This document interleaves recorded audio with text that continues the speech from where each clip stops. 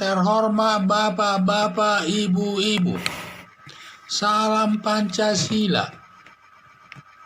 Bapak-bapak, ibu-ibu yang melihat video saya ini, tolong jangan lupa subscribe, like, dan di-share. Sifatnya gratis. Pada hari Kamis tanggal 5 Agustus 2021 ini, saya akan mengomentari akibat Jokowi tidak mau 3 periode. Puan Maharani mengkritik kinerja Joko Widodo.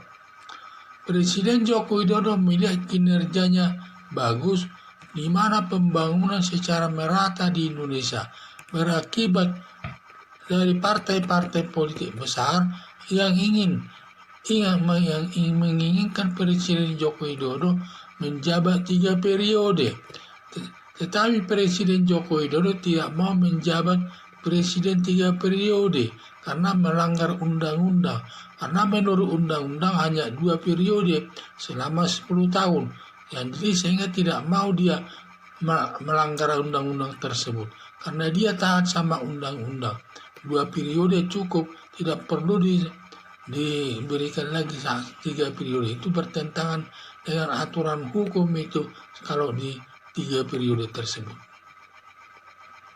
Akibatnya pendukung PDIP tidak menjaga nama baik Presiden Joko Widodo, malah digunakan Puan Maharani untuk meningkatkan elektabilitasnya keluar dari lingkungan DPR yang hanya mengendalikan kinerjanya sebagai ketua DPR. Ternyata elektabilitasnya Puan Maharani sebagai ketua DPR tetap rendah, hanya 0,1%, sangat rendah, tidak mungkin dipilih rakyat Indonesia.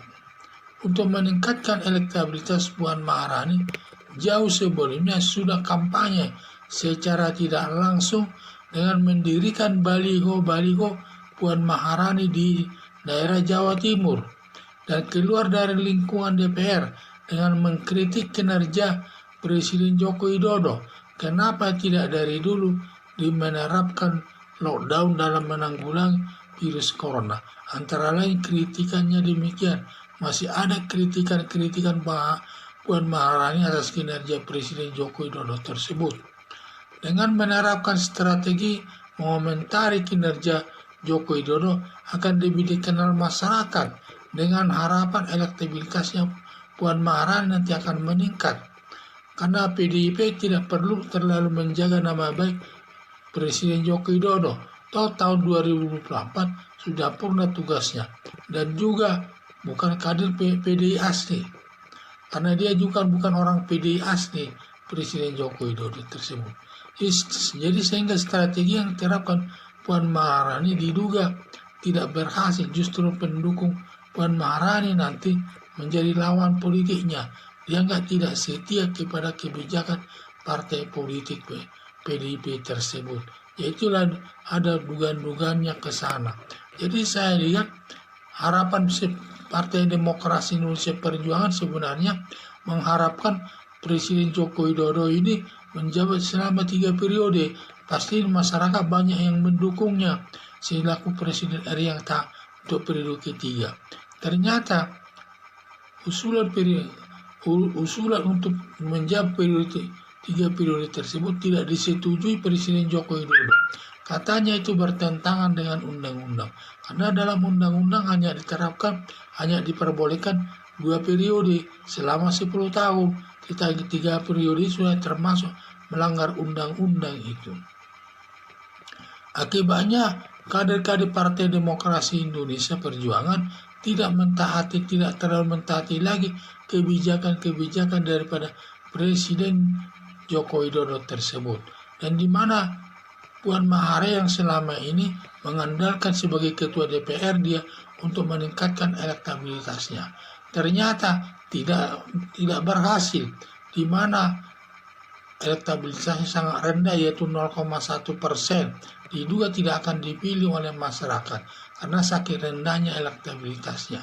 Jadi dugaan saya sehingga dia beralih merubah strateginya untuk meningkatkan elektabilitasnya, yaitu keluar daripada lingkungan DPR, hanya DPR RI, dan dia mengkritisi semua kinerja Presiden Joko Widodo. Sebenarnya itu tidak baik, karena yang mendukung Presiden Jokowi selaku Presiden RI adalah diusung Partai Demokrasi Indonesia Perjuangan.